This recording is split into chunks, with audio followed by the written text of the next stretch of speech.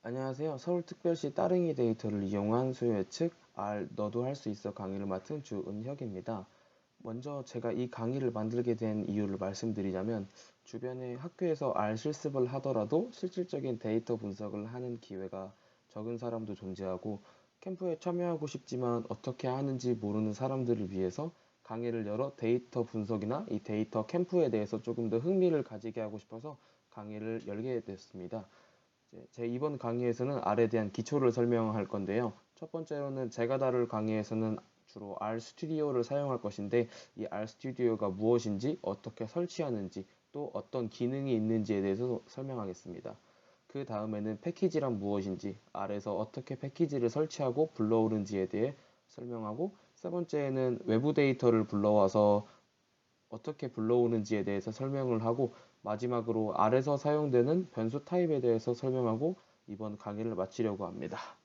네, 강의를 시작하기 앞서 가지고 저희는 주로 주로 사용을 할 건데 RStudi오를 설치하기 전에 R부터 설치를 하셔야 돼 가지고 이 사이트를 들어가시면은 이런 홈페이지가 나옵니다. 네, 여기서 다운로드 R을 누르시고 그 다음에 이제 한국 서버 들어가서 아무 때나 들어가셔도 상관없는데 첫 번째 거를 들어가신 다음에 여기서 자신이 맞는 운영체제를 선택을 하시고 네, 이제 그 다음에 R을 설치하시면은 이걸 누르시면 설치 파일이 뜹니다. exe 파일을 열으셔가지고 이제 설치를 하시면 되고 R이 전부 다 설치가 끝났다 하신 분은 이제 여기에서 RStudio 주소를 들어갑니다. RStudio 주소를 들어가면 이쪽에 다운로드 RStudio라고 있는데 이거를 클릭하신 다음에 네, 여기서 여기 RStudio 데스크탑이란 거를 누르시면은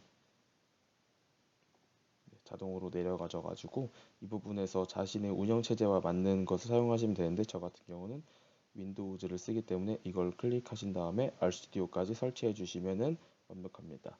혹시나 제 설명이 부족하시거나 하시는 분들은 인터넷 네이버나 구글 같은 데에다가 RStudio 설치, R 설치 등 검색을 하시면은 되게 자세하게 블로그나 이런 데 잘 나와 있어가지고 참고하시면 좋을 것 같습니다. RStudio가 전부 설치가 끝나신 분들은 RStudio를 실행하면 이런 화면이 나올 텐데요. 대부분의 사람들은 흰색 화면을 가지고 있는데 누군가 저한테 검은색 화면으로 하면은 사람들이 더 코딩을 잘해 보인다라는 말을 들어가지고 그 마음에 혹해가지고 저는 바로 검은색으로 바꿨었던 기억이 있습니다. 네. 나중에 제가 차차 설명을 드릴 건데요. 바꾸는 방법도 말씀드리겠습니다. 이런 화면이 나오는데 여기서도 그냥 코드를 칠 수 있습니다. 이렇게 엔터를 치시면은 바로 그러니까 실행이 되지만 이렇게 하시면은 좀 불편한 감이 수정하기나 이런 좀 힘들어져가지고 파일에서 뉴 파일 한 다음에 R 스크립트를 들어가시면은 이런 식으로 스크립트 장이 뜹니다. 여기서는 실행하는 방법은 똑같이 하더라도 컨트롤 엔터를 누르시면 되고 컨트롤 엔터를 누르시면 실행이 되고요. 여기서는 이제 마음대로 엔터를 치거나 이래도 문제가 없고요. 기존 R GUI와는 좀 다르게 거기서는 하나하나 쳐줘야 되지만 여기 같은 경우는 가로를 치더라도 양쪽이 돼 있기 때문에 좀 편리하고요. 만약에 여기까지 쳤는데 탭을 누르시면은 옆에 이제 그거에 알맞는 함수들이 뜨기 때문에 좀 자동 완성 기능이죠. 이런 부분이 조금 편리해가지고 쓰고요. 만약에 저희가 여기서 가로를 하나 더 쓰거나 만약에 이렇게 되면은 지금은 뜨지는 않지만 나중에 실행하는 이쪽에 오류가 떴다고 이렇게 빨간색으로 뜨게 됩니다. 이런 오류 발견에도 좋고 네, 만약에 저희가 나중에 그 캐릭터형을 만들 때도 따옴표를 쓰면 양쪽이 자동으로 나오기 때문에 조금 더 편리한 감이 있습니다. 네, 이 창을 스크립트 창이라고 하고 이 창을 콘솔 창이라고 하고 이쪽에는 저희가 어떤 변수를 넣거나 이럴 때 바로바로 나오도록 보이게 되고요. 제가 아까 물음표하고 min이라는 함수를 쳤었는데 이 물음표라는 뜻은 이제 헬프 문이라고 하는데 이제 min이라는 함수가 어떤 건지 여기에 대해서 나오고 min에는 어떤 형식에 들어가야 되고 어떤 값을 제출해주며 이그젬플에 대한 이런 형식의 데이터 헬프 약간 좀 도움말 같은 느낌이죠. 그런 식으로 나오게 됩니다. 여기서 이제 보면 패키지라고 보시면 제가 지금 가지고 있는 패키지에 대해서 설명 쭈루룩 나열되어 있는 그런 느낌이고요. 플랫 같은 경우는 제가 나중에 지지 플랫이나 이런 간단하게 알려드릴 예정인데, 이런 플랫 창에 대해서 이 플랫이 어떻게 뜨는지 그거에 대해서도 나오게 됩니다. 이런 의미에서 저는 RStudi오가 일반 R보다 좀 사용자들이 쓰기 편리하고 실수를 덜어주는 느낌에서 저는 더 추천을 해드리고요. 혹시나 이 테마를 바꾸고 싶으신 분들은 여기 툴스에서 글로벌 옵션을 들어가신 다음에 어피어런스에서 보시면은 여기 에디터 테마라고 되게 다양한 것들이 있어요. 네, 이제 보시면 뭐 흰색도 있고 뭐 다양한데, 이제 저 같은 경우는 여기 파스텔 온 다크라고 이런 형식을 쓰곤 합니다. 여기 이제 어플라이 하고 오케이 누르시면은 바로바로 실행이 됩니다. 이번에는 이제 저희가 R에서 사용되는 패키지나 이제 패키지를 설치 또는 이제 불러오는 방법에 대해서 배워볼 건데요. 네, 일단 기본적으로 말씀드리면 이건 HTML 파일이고요. R에서 R 마크다운이라는 형식으로 작성을 하면은 이런 식으로 HTML 형식이나 PDF 또 뭐 보고서 같은 형식으로 작성할 수 있습니다. 네, 이거는 제 강의에서는 다루지 않을 내용이기는 한데, 아마 이제 구글이나 이런 데 잘 찾아보시면은 많은 내용이 있어가지고 그쪽에서 네, 도움 되셨으면 좋겠습니다. 네, 일단 먼저 R에서 패키지란 이제 함수, 데이터, 코드, 문서 등을 묶은 것을 의미하는데요. 이렇게 생각하시면 편할 것 같아요. 저 도서관에 있는데 도서관에 있는 모든 책들이 패키지라고 생각을 하시는 거예요.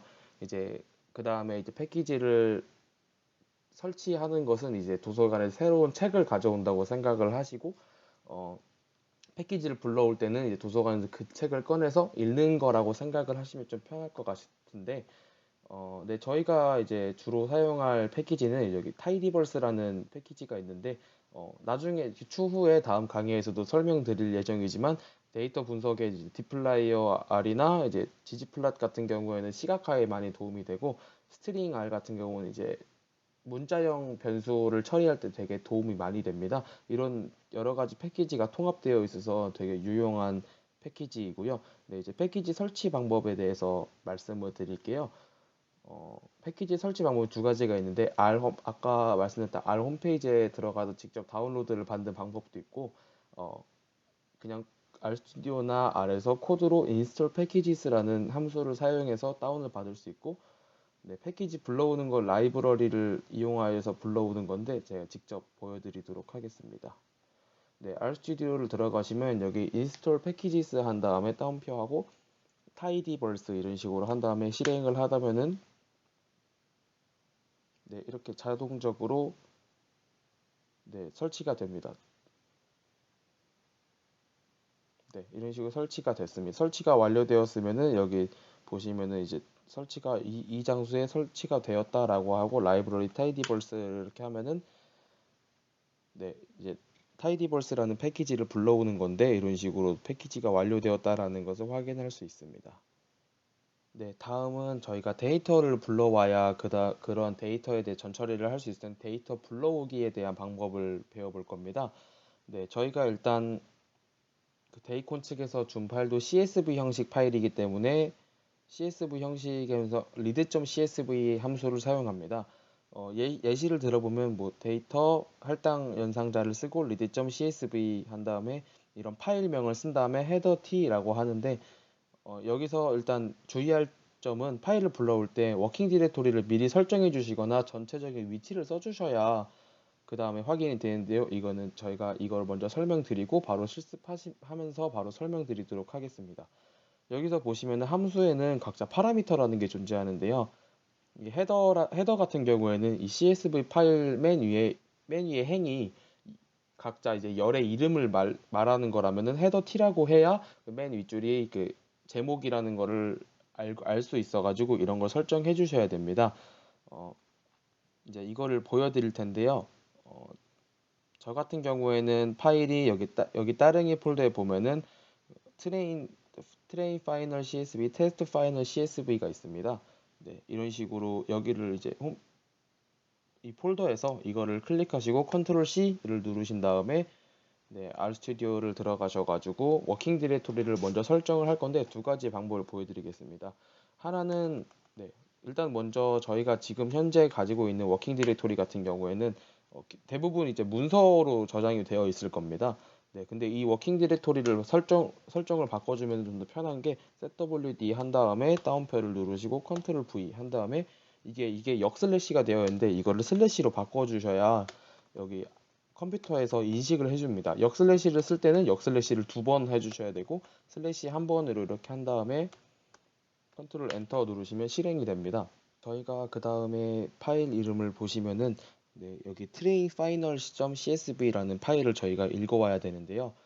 저 같은 경우는 뒤에도 이렇게 변수명을 이렇게 지정했기 때문에 디테일한데 할당 연상자를 씌고 read.csv 한 다음에 파일 이름이 트레인 언더바 final.csv잖아요.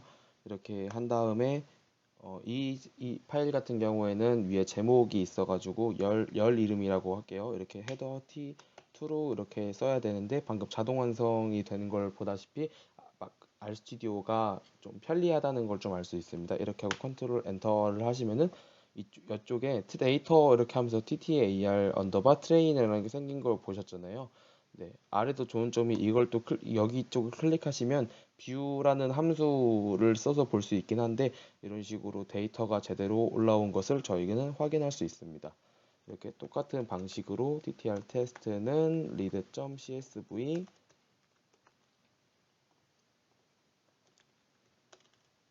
테스트 final.csv 헤더는 true라고 하시면은 또 테스트라는 게 바로 읽혀서 이렇게 나온 것을 확인할 수 있습니다. 이런 방식으로 해주셔도 되고요.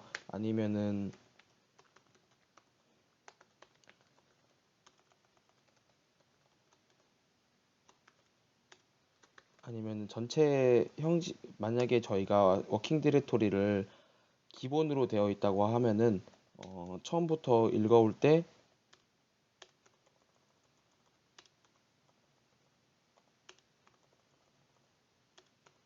네, 처음부터 읽어올 때 그다음에 여기서 train final.csv를 실행하시면은 이렇게 실행하시면은 또 이렇게 해도 되긴 합니다. 하지만 매우 번거로우니까 저 같은 경우에는 이제 워킹 디렉토리를 따로 설정한 다음에 파일 이름만 적을 수 있도록 하는 게 조금 더 편리해서 이렇게 사용을 하곤 합니다.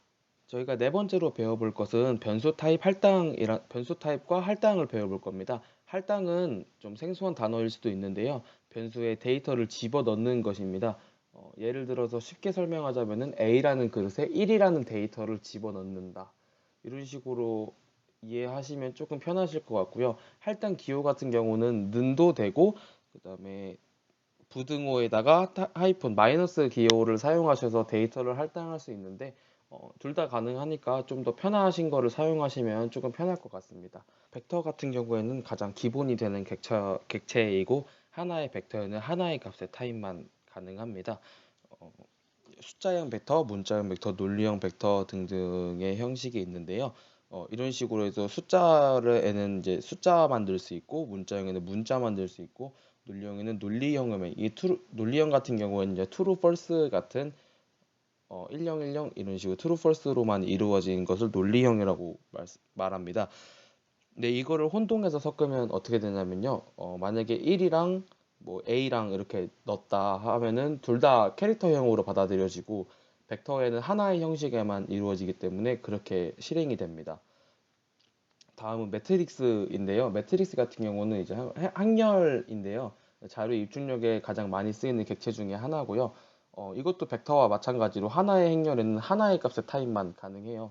예를 들어서 숫자를 넣는다고 하면은 1부터 10까지 이제 n로우는 행의 수, 이제 가로의 수, n콜은 열의 수, 세로의 수 이런 식으로 설정을 한 다음에 바이로 같은 경우는 이제 파라미터인데 이거에 대해 말씀드리자면 기본적으로 저는 행렬을 쓸 때 이런 가로 형식으로 1, 2, 3, 4, 5, 6, 7, 8, 90 이런 식으로 쓰는데 아래서는 기본적으로 이게 디폴트 값은 F로 되어 있는데요. F는 아래 내리시면 보이다시피 이제 1, 2, 3, 4, 5, 6, 7, 8, 9, 10 세로부터 먼저 채우는 그런 습성이 있어가지고 네, 만약에 행렬을 만드시고 만드실 때 이런 바이로에 관해서 조금 조심스럽게 사용을 해주셔야 될 것 같습니다. 네. 다음은 리스트인데요. 리스트 같은 경우에는 R에서 가장 포괄적인 객체인데, 리스트 같은 경우에는 이제 한 집이라고 생각하시면 될 것 같아요. 그래서 이제 방을 하나씩 내어주는 건데, 이제 1번 방은 벡터가 들어갈 수 있고, 2번 방은 행렬이 들어갈 수 있고, 3번 방은 리스트가 또 들어갈 수도 있고, 4번 방은 데이터 프레임, 좀 다양하게 방을 연결해서 해주는 느낌인데요. 네, 이런 예제를 보시면은 리스트에 A는 이제 벡터를 넣었고 B에는 매트릭스를 넣었잖아요.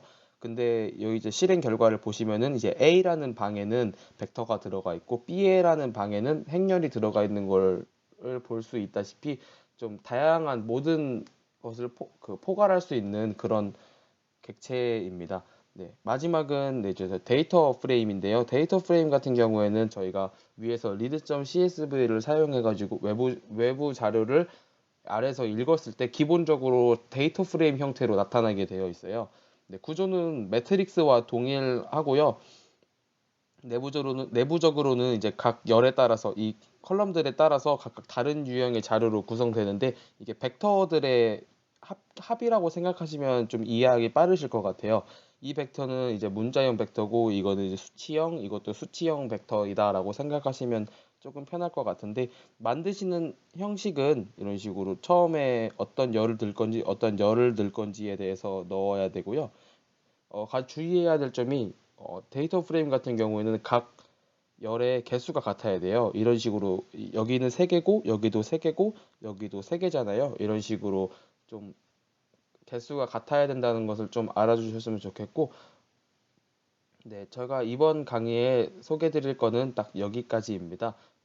다음 수업부터는 제가 이제 데이터 탐색, 기본적인 데이터 탐색, 데이터를 어떻게 탐색하고 데이터 분석은 어떤 방식으로 진행되는지 네, 말씀드릴 예정입니다. 네, 다들 수고하셨습니다.